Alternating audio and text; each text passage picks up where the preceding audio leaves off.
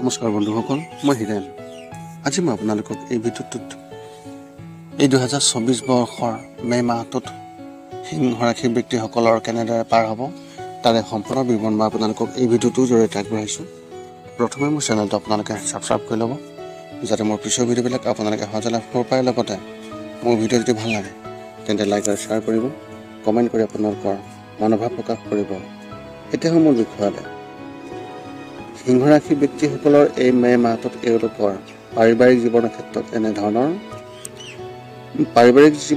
পাৰিবাৰিক দৃষ্টিকোণৰ পৰা এই মাহটোৱে আপোনাৰ আৰু আপোনালোকৰ পৰিয়ালৰ সদস্যসকলৰ মাজত পাৰস্পৰিক সম্পৰ্ক শক্তিশালী কৰিব। কিছুমান বিষয়ত পাৰস্পৰিক পাৰ্থক্য থাকিবও পাৰে, কিন্তু সেইবোৰ পাৰস্পৰিক বুজাবুজিৰে সহজে সমাধান কৰা হ'ব। এই সময়ছোৱাত পিতৃ মাতৃৰ স্বাস্থ্যৰ বিশেষ যত্ন ল'ব, কিয়নো তেওঁলোক অসুস্থ হোৱাৰ সম্ভাৱনা আছে।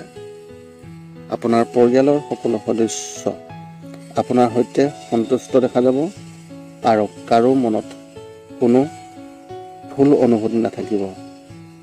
আপুনি চুবুৰীয়াসকলৰ সৈতে কিবা নতুন কৰাৰ কথা ভাবিব পাৰে, যি সমাজত আপোনাক খ্যাতি বৃদ্ধি কৰিব। ব্যৱসায় আৰু চাকৰিৰ ক্ষেত্ৰত এনেধৰণৰ যোৱা মাহত আপোনাৰ ব্যৱসায়ত চলি থকা মন্দাৱস্থা এই মাহত লাভলৈ পৰিৱৰ্তিত হ'ব। আপুনি কেৱল সতৰ্ক হ'ব লাগিব, যাতে আপুনি বিভিন্ন ক্ষেত্ৰৰ পৰা লাভ অৰ্জন কৰিব পাৰে। লগতে ব্যয় হ্ৰাস কৰা হ'ব, যাৰ ফলত আপুনি অধিক সঞ্চয় কৰিব পাৰিব।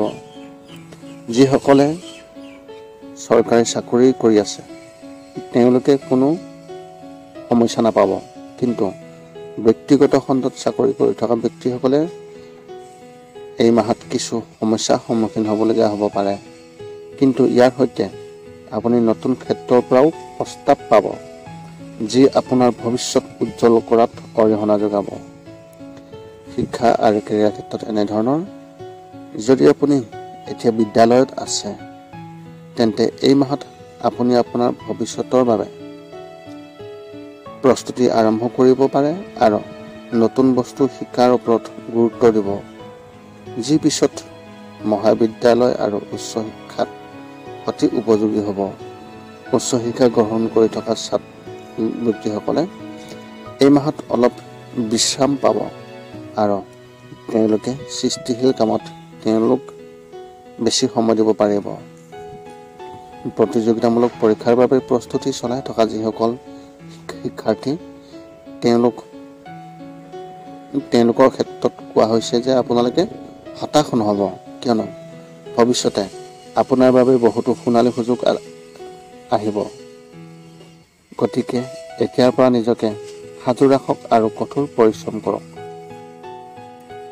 প্ৰেমৰ ক্ষেত্ৰত এনেধৰণৰ যদি আপুনি এতিয়া অবিবাহিত তেন্তে আপুনি এই মাহত হতাশ হ'ব লাগিব পাৰে।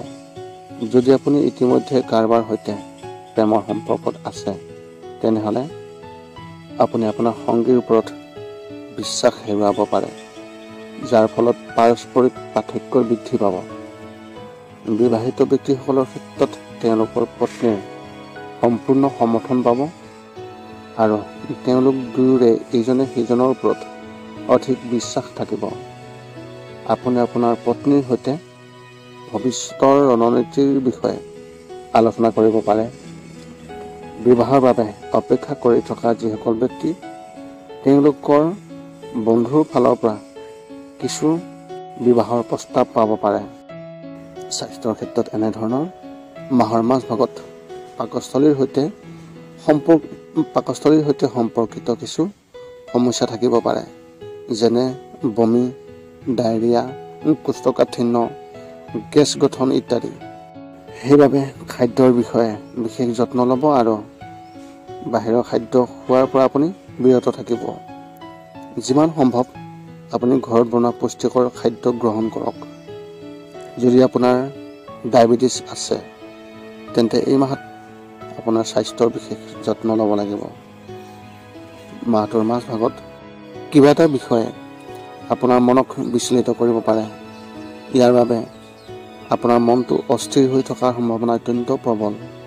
এনে পৰিস্থিতিত আপোনাৰ আচৰণ কোমল ৰাখিব, অন্যথা অস্থিৰতা বৃদ্ধি হ'ব।